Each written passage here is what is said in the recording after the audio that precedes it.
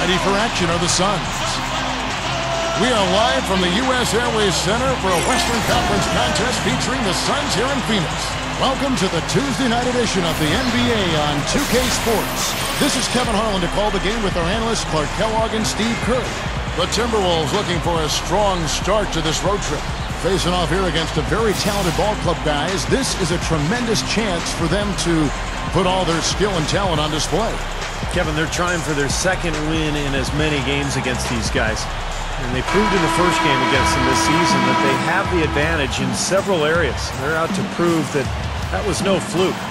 Well, from my vantage point, Steve, it wasn't a fluke. I mean, they've got matchup advantages everywhere, as you said, and I think we're going to see that on display again tonight. They'll win this game, and that would send them on their way to dominating the season series. Let's take a look at our starters for Minnesota, all presented by State Farm.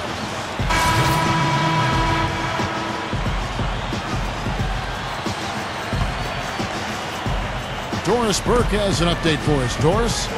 Kevin, I was able to speak with Alvin Gentry for just a moment. We talked about the challenges posed by a player like Ricky Rubio. Phoenix the other way now. Their last game, a win against San Antonio, looking to carry that into this one. And Clark, to me, was the tremendous interior defense that was the difference in that game. Yeah, I love just how organized they were in the post defensively. They were communicating, they were moving their feet, their bodies were active. It was a very disciplined defensive performance. Williams, a screen on Brown. Ridnour dishes to Budinger. That's good, and it's Ridnour picking up the assist. Budinger's got 5 points so far. You know, Rick Adelman is really considered an offensive-minded coach, but he has had some pretty good defensive teams as well. Here's Mr. Perfect. Brown outside. Hits the target from 18 feet. Away, no team gaining an edge so far. And taking a look at the Suns' performance here, Clark and Steve, what have they been doing or not doing? It was a pretty solid first quarter for this club. They limited their mistakes and really took advantage offensively. You know what? I like what I've seen from Quarter two and just under 2.5 minutes gone by. Rubio outside. Budinger. Charity strike shot. No luck.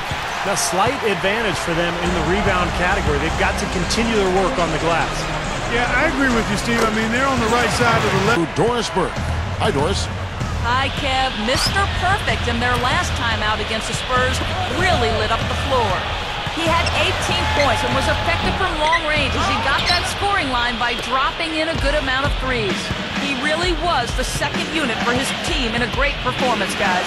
Thank you very much, Doris. Not a huge surprise for him, Clark. Oh, my goodness. What a huge play. Not stop. There's no way to stop that. I mean, there's nothing you can do when he's coming at him like that. Well, that's right, Clark. Steve, he is a dangerous, dangerous player. Yes. Their first free throw of the night here. Yeah, it's been an average year at the line for them so far this year, shooting about 75%.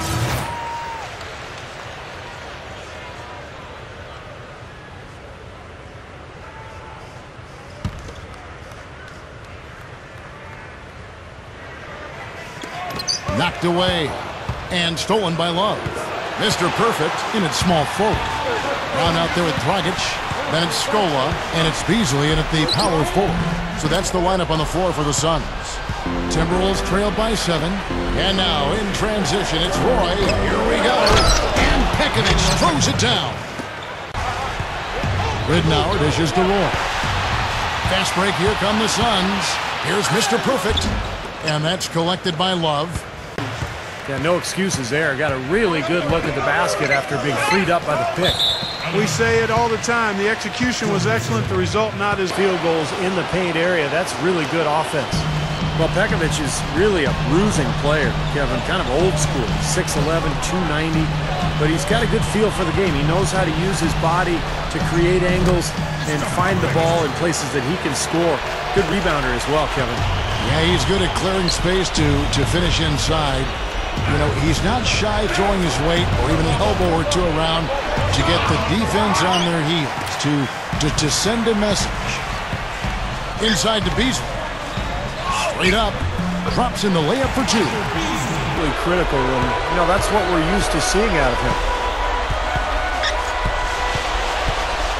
Here's Dragic, covered by Rubio. Here's Mr. Perfect, and he's good on the three ball. Those are shots he shouldn't be afraid to take. He can look like they found the soft spot in the defense there. 17 seconds left in the fourth quarter. And an intentional foul there stops the clock.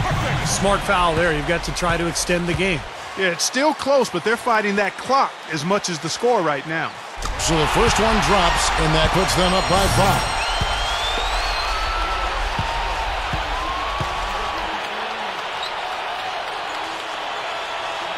So he gets them both, and it's a 6-point ball game. The Timberwolves shooting 51% from the field. They'll take that. Here's Rubio. Roy, and great D there, forcing the miss. And now we've got the intentional foul.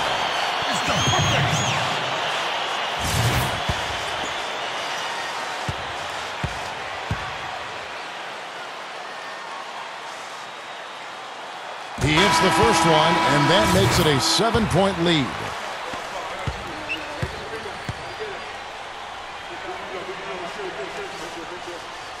And the second one is off. Here is Barea. And now the Timberwolves on the break. Here's Oh, what a throwdown there. Man. Now we're cooking with gas, partner. My goodness. A breathtaking display of aerial supremacy.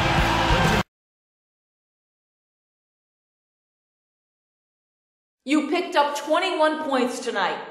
Taking on a lot of the scoring load was a major help for your team. Did you feel like you were just in the zone?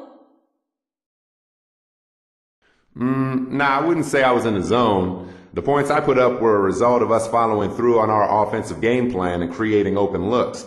I just happened to be knocking down the shots when they came to me. That said, it always feels good to put up the numbers I did, but it didn't feel like I was in complete control of the game by any means.